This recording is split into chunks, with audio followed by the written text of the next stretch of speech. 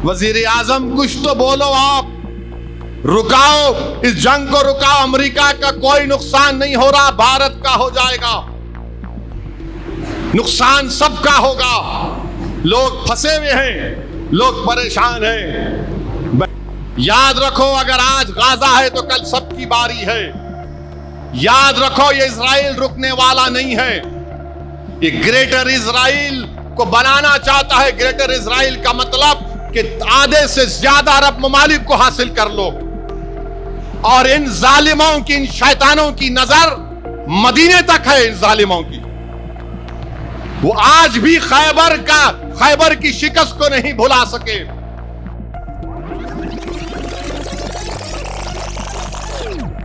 मैं भारत के वजीर आजम से कहना चाहूंगा, बीजेपी से कहना चाहूंगा, ये जंग को रुकाओ। याद रखो, 1 करोड़ भारत के नागरिक, सिटीजन, शहरी गल्फ के मुमालिक में काम करते हैं।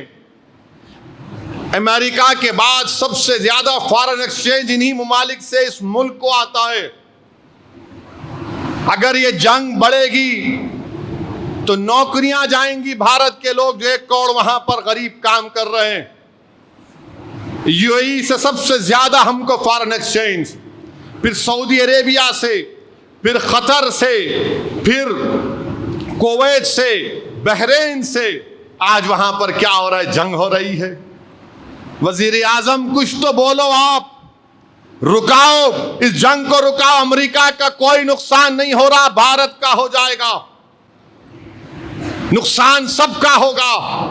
लोग फंसे हुए हैं, लोग परेशान हैं। बहरीन से बच्चे फोन करके मुझे फोन कर रहे थे, तो अपने फोन पर मैंने उसके फोन पर सुना, देखो साहब आवाज आ रही, आवाज आ रही, आवाज आ रही, क्या गुजर रही होगी। सही एक अरब इमारत के एक करोड़पति शख्स ने, हफ्तूर उसका नाम है, उसने सही कहा, उसने सही कहा कि ट्रम्प तूने जंग हमारे घर में क्यों ला ली, ये जंग तूने हमारे घर में क्यों ला ली।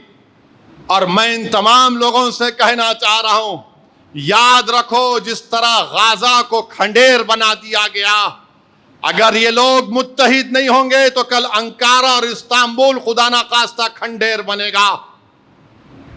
दुबई, अबू धाबी खंडेर ना बन जाए, कुवैत खंडेर ना बन जाए। याद रखो, अगर आज गाजा है तो कल सबकी बारी है। याद रखो, ये इजराइल रुकने वाला नहीं है।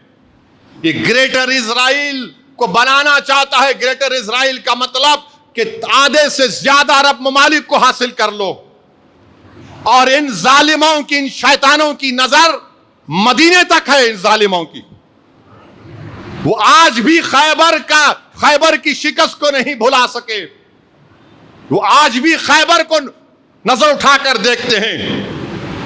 तो हम अल्लाह से सिर्फ दुआ कर सकते हैं कि अल्लाह इन तमाम को अक्ल सलीम अता करे। और ये क्यों दुश्मनी? क्योंकि अरब ममालिक में इनको पसंद नहीं आ रहा है कि इसकी रौनक, इसकी खूबसूरती, उनका निज़ाम, उनमें तरक्की हो रही है, तो उन तमाम को बर्बाद करने के लिए। और एक पैगाम तो मिल गया, बचाने वाला ट्रंप नहीं है, बचाने वाला अल्लाह है। बचाने वाला अल्लाह है, और अल्लाह ही बचाएगा इंशाअल्लाह ताला। अगर हम अल्लाह पर तवक्कल नहीं करेंगे और ट्रंप पर करेंगे तो आफतों को दावत देना पड़ेगा। अगर हम गाजा के उन 70,000 मजलूमीन को, जिनकी जानों को अमेरिका और इजराइल ने चूस लिया, अगर हम उस पर लबकशाई नहीं करें तो देखो क्या हो रहा है आज। मगर जरूर अल्लाह सुब्हाना व ताला, अल्लाह जब्बार है। हम अल्लाह से दुआ करते हैं कि अल्लाह तुझे तेरी जब्बारियत का वास्ता, ये जालिम नेतन्याहू को तू आप देख ले या अल्लाह, जो पूरे खित्ते में, पूरी दुनिया में एक फितना और जुल्म बर्पा कर रहा है। हम देश के वजीर आजम से बोलेंगे, ये IMEC का programme, India Middle East economic corridor, वो क्या है बताओ आप, क्या है बताओ आप गए, आपके जाने के 2 दिन के बाद हमला हो गया। अब जंग के हालात बदल चुके हैं, जंग के तरीके बदल चुके हैं। और हम अपने मुल्क के दिफाई एक्सपर्ट्स को भी कह रहे हैं कि देखो, एक $20,000 का ड्रोन $2 बिलियन की इक्विपमेंट को बर्बाद कर दिया। तो ये चीज हमारे हुक्मरानों को भी सोचना चाहिए।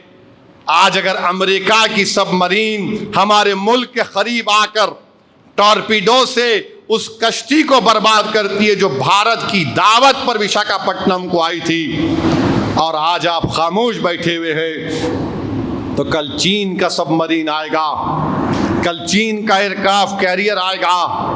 ये जब आप क्या करेंगे?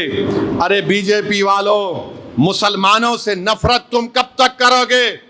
देश को खतरा किससे है देख लो, देखो, समझो। ना समझोगे तो मिट जाओगे। याद रखो, ये आफतें आ रही हैं। अमेरिका को आप अपना यारे गार समझ रहे हैं, और वो अमेरिका जहां पर आयरन डोम, फुला ये इक्विपमेंट, 2 बिलियन कुछ नहीं। इस जंग जब खत्म हो जाएगी तो आप देखेंगे और पढ़ेंगे कि सबसे ज्यादा फायदा हथियार बनाने वालों को होगा। सबसे बड़ा फायदा हथियार बनाने वालों को होगा। देखो, आप ये लगा लेना था, देखो आप ये रख लेना था, देखो आप वो रैप्टर रखना था, देखो आप आयरन डोम बना लो, फुला बना लो। ये भी एक मकसद है जंग करने का। खैर, ये तमाम साजिशें करते हैं और अल्लाह अपनी तदबीर करता है। इंशाअल्लाह ताला अल्लाह अपनी तदबीर करता है। अल्लाह जिसको इज्जत देना चाहे अल्लाह इज्जत देगा। और मैं तो समझता हूं कि ट्रम्प बुरी तरह फंस चुका है, ट्रम्प बुरी तरह फंस चुका है। मगर हमको ये फिक्र करनी चाहिए कि हमारे हैदराबाद के बच्चे, तेलंगाना के बेटे बेटियां, भारत के बेटे बेटियां इन गल्फ ममालिक में काम कर रहे हैं। ये जंग को ख़त्म करना चाहिए। वज़ीर आज़म को अपनी खामोशी तोड़नी चाहिए। उठाइए फ़ोन और ट्रम्प को बोलिए बंद करो ये तमाशा। उनके पास कोई नुकसान नहीं हो रहा, कोई अमेरिका का नहीं जा रहा बाहर वापस, हमारे शहरियों को नुकसान हो रहा है। कौन मर रहा है वहां पर? भारत के लोग मर रहे हैं।